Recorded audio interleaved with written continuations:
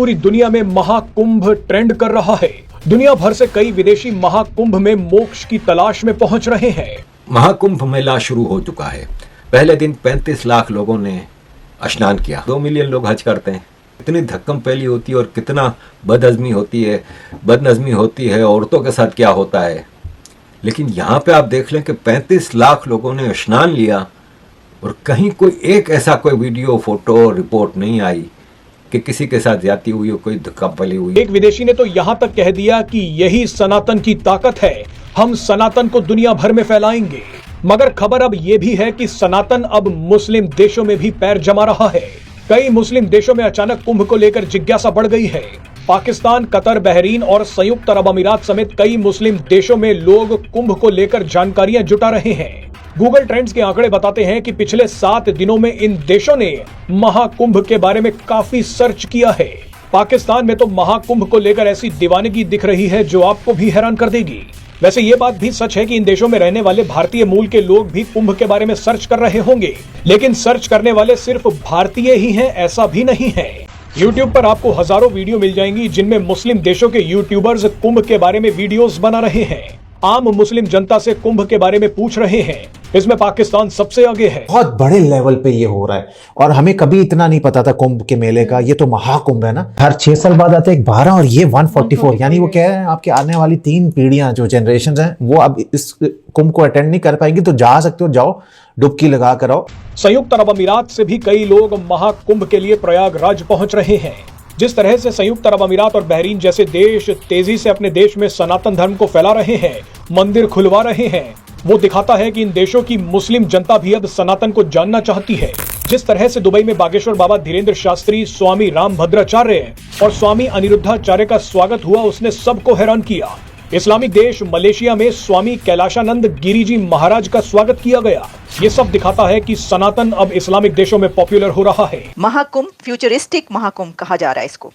ये बड़ी बात है क्योंकि इसके अंदर इंडिया की अथॉरिटीज की तरफ से इतनी बड़ी तादाद में जो इक्विपमेंट है, एआई इक्विपमेंट, वो कैसे यूज किया जा रहा है। देख रही थी किसी ने ये भी कहा कि 144 साल के बाद, 144 ईयर्स के बाद, शायद ये महाभारत के बाद सबसे बड़ा ऐसी गैदरिंग होगी। कोई तो ये भी कहता हुआ दिखाई दिया।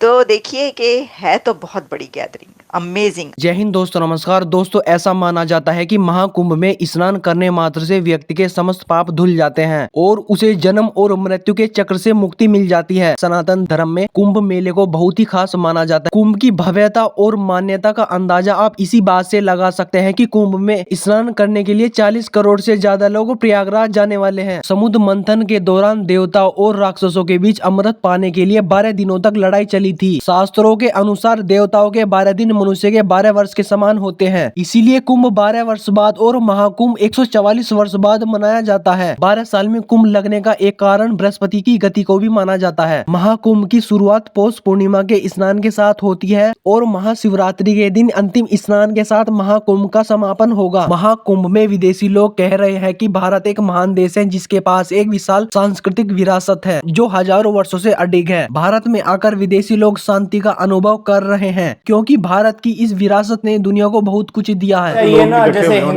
हिंदुइज्म में तो इनकी गैदरिंग तकरीबन 5-6 करोड़ डेली बेसिस पे। अब मुस्लिम में जो उनकी गैदरिंग है ना हज के मौके पे होती है, वो तकरीबन होती है 25 से 30 लाख लोग या 35 लाख लोग होते हैं। तो ये तो मतलब बहुत ज्यादा। उसका कुंभ मेला शुरू हो चुका है।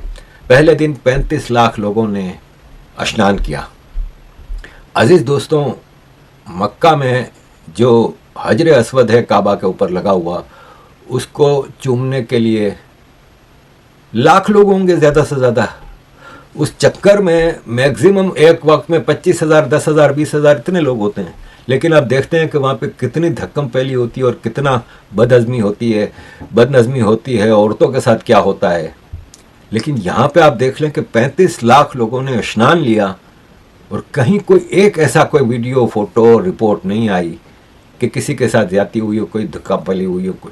Very well organised by government also और very well disciplined by people also.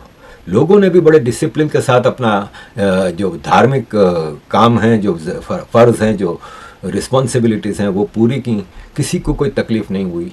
और कहा जा रहा है कि करोड़ों में बात जाएगी ये पूरे महाकुंभ मेले में। तो कंपैरिजन में जब करता हूँ तो 2 मिलियन लोग हज करते हैं, और ये जो प्रयागराज में जहाँ पे ये महाकुंभ मेला हुआ है ना, हो रहा है ना, जो वो एक डिस्ट्रिक्ट बनाया गया है, महाकुंभ मेला डिस्ट्रिक्ट।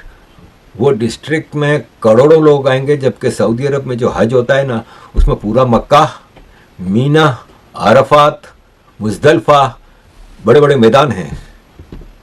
वो इस महाकुंभ मेला डिस्ट्रिक्ट से काफ़ी बड़ा एरिया है। बिलियंस ऑफ डॉलर खर्चा करती है सऊदी अरब के। सऊदी अरब की ये one of the biggest income है हज और उम्रा। इसके बावजूद आप देख लें कि वहाँ पे कितनी बदनज़मी होती है, कितना।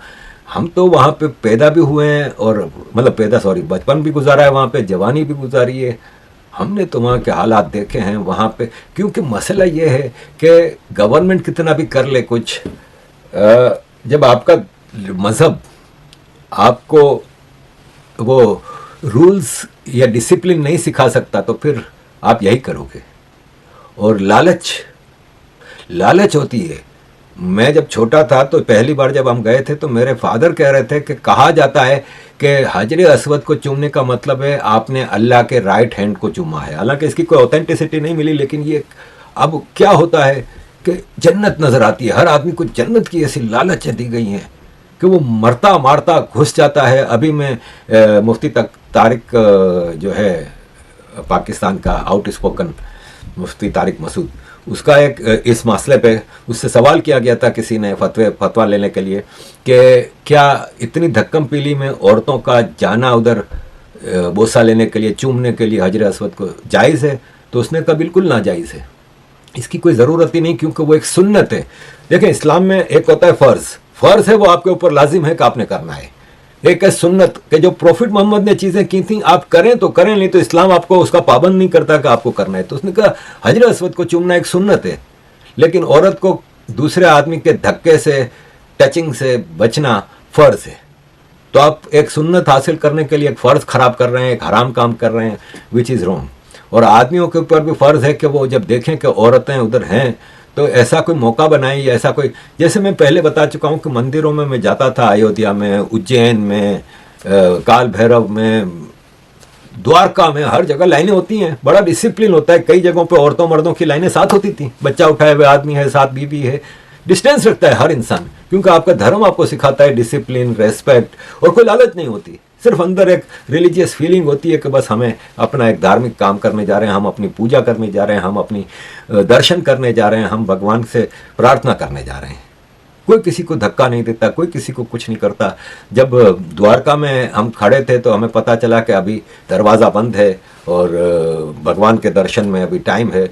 लाइनों में लग के हम, बाकायदा सिक्योरिटी चेक सब होता है, मोबाइल भी रखवा लेते हैं। मोबाइल फिर वापस हम जो 5-6 लोग थे, तो एक के पास मोबाइल जेब में रह गया था, तो वो फिर वापस सब वो गया उधर गेट पे लॉकर में मोबाइल रखवा के फिर आया। लाइनों में लग के बड़ा पीसफुल तरीके से गए। अंदर गए तो दरवाज़ा भी नहीं खुला था अंदर जो दर्शन का, तो सब खड़े थे, किसी को कोई धक्का नहीं दे रहा था भाई। तो ये है कि ये डिसिप्लिन आपको धर्म सिखाता है। मेरी बड़ी